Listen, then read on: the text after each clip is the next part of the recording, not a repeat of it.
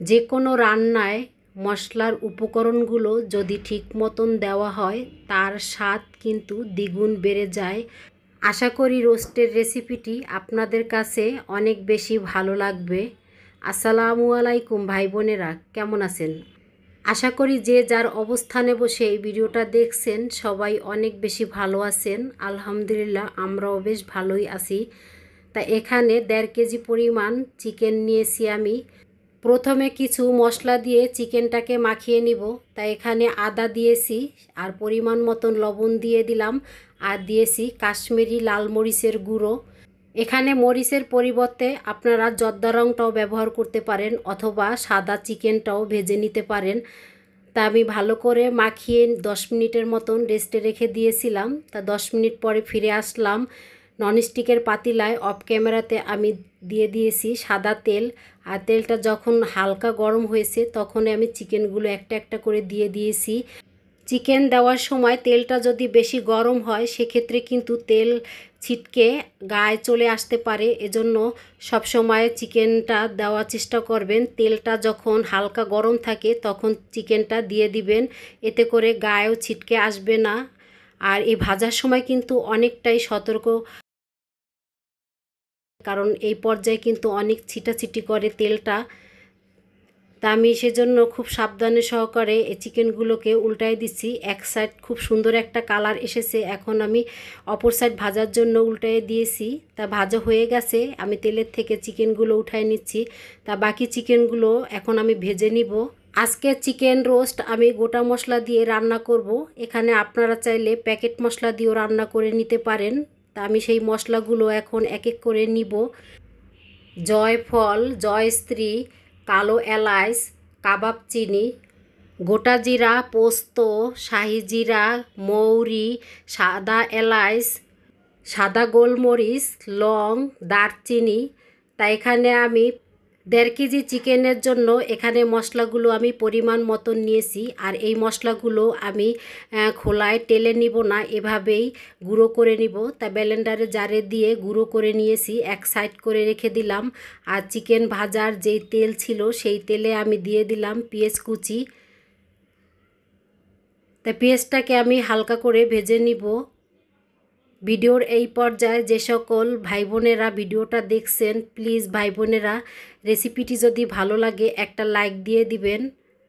তাই তো দেখতেই পাচ্ছেন পেঁয়াজটাকে কিন্তু আমি হালকা করে ভেজে নিয়েছি, একদম বাদামি করে ভাজি নাই। তাই এখানে আদা আর রসুনের পেস্ট দিয়ে দিলাম 1.5 টেবিল চামচ পরিমাণ। এখন আমি 1 মিনিটের মতন আদা আর রসুন তেলের সাথে ভেজে নিব, এতে করে আদা রসুনের কাঁচা ফ্লেভারটা কিন্তু চলে যাবে। তাই আমি 1 মিনিট পরে ফিরে আসলাম। যেই মশলাগুলো আমি নিয়েছিলাম সেই মশলাগুলো এখন আমি সব দিয়ে দিয়েছি এখানে।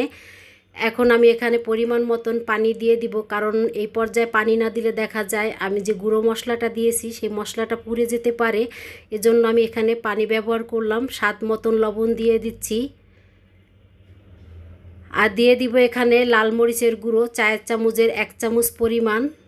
1 মিনিটের মতন মশলাটাকে কষিয়ে নিব। চুলার আঁচটা কমিয়ে দিয়ে এখন দিয়ে দিব আমি ফেটানো টক দই, কারণ ফেটানো টক দইটা দেওয়ার সময় কিন্তু চুলার আঁচটা কমিয়ে দিতে হবে, নইলে দেখা যায় টক দইটা ফেটে যেতে পারে। আর সেক্ষেত্রে কিন্তু রোস্টের যে ঝোলটা আছে সেটা কিন্তু দেখতে ভালো লাগবে না। তো এখন আমি ভালো করে মিশিয়ে নিব। ভালো করে মিশানোর পরে আমি চুলার আঁচটা বাড়িয়ে দিয়েছি। এখানে আমি চিনি দিয়ে দিলাম চায়ের চামচে 2 চামচ পরিমাণ। আর এখানে যেহেতু আমি টক দই ব্যবহার করেছি, টকটাকে ব্যালেন্স করার জন্য এখানে কিন্তু চিনিটা অবশ্যই দিতে হবে। আর রোস্টে কিন্তু অবশ্যই চিনি দেয়, কারণ চিনি দিলেই কিন্তু রোস্টের স্বাদটা আরও বেড়ে যায়। তা মশলাটাকে আমি 2-3 মিনিটের মতন ভালো করে কষিয়ে নিয়েছি। আর মশলার গায়ে যখন তেল ছেড়ে দিয়েছে তখন আমি চিকেনটাকে দিয়ে দিয়েছি। এখন আমি 3 মিনিটের মতন এভাবে মশলার সাথে চিকেনটাকে নেড়েচেড়ে কষিয়ে নিব। রোস্টে যদি কাশ্মীরি লাল মরিচের গুঁড়ো দেওয়া হয় দেখবেন রোস্টের কালারটা কিন্তু খুব সুন্দর আসে। এখানে কিন্তু অনেকটাই লাল টকটকে একটা কালার এসেছে, কিন্তু এখানে সেরকম ঝাল হবে না, দেখতেই কিন্তু কালারটা কালারফুল হবে। মশলার সাথে চিকেনটাকে আমি 2 মিনিটের মতন ভালো করে কষিয়ে নিয়েছি। তারপরে ঢাকনা দিয়ে আবার 1 থেকে 2 মিনিটের মতন ঢেকে রেখে দিয়েছিলাম। এখন আমি ঢাকনা উঠিয়ে চিকেনটাকে নেড়েচেড়ে নিচ্ছি।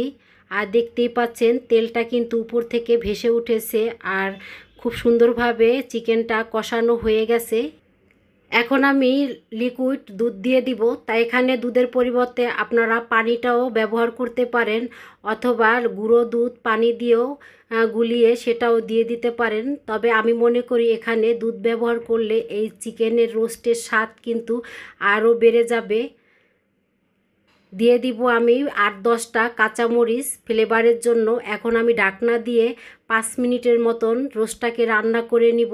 তা 5 মিনিট পরে আমি ফিরে আসলাম। দেখতেই পাচ্ছেন ঝোলটা কিন্তু অনেকটাই ঘন হয়ে আসছে, আর ঠান্ডা হওয়ার পরে কিন্তু আরও ঘন হয়ে যাবে।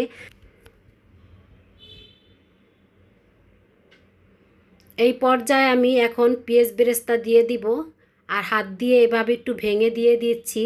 তাই এখানে হাফ কাপের চেয়েও বেশি পেঁয়াজ বেরেস্তা আমি ব্যবহার করব, কারণ এই পেঁয়াজ বেরেস্তাটা এই পর্যায়ে দিলে এই রোস্টের যে ঝোলটা খেতে কিন্তু অনেক বেশি মজা হয়। তা আমি এখন ঘি দিয়ে দিচ্ছি। এখানে প্রায় 2 টেবিল চামচ পরিমাণ আমি এখানে ঘি দিয়ে দিয়েছি। আর উপর থেকে দিয়ে দিব কেওড়া জল, গোলাপ জল। তাই সব উপকরণগুলো যখন দেওয়া হয়ে যাবে তখন আমি ঢাকনা দিয়ে ঢেকে দিব আর চুলাটা অফ করে দিব। দিয়ে আমি 10 থেকে 15 মিনিটের মতন ঢেকে রাখবো। তা 10-15 মিনিট পরে আমি ফিরে আসলাম।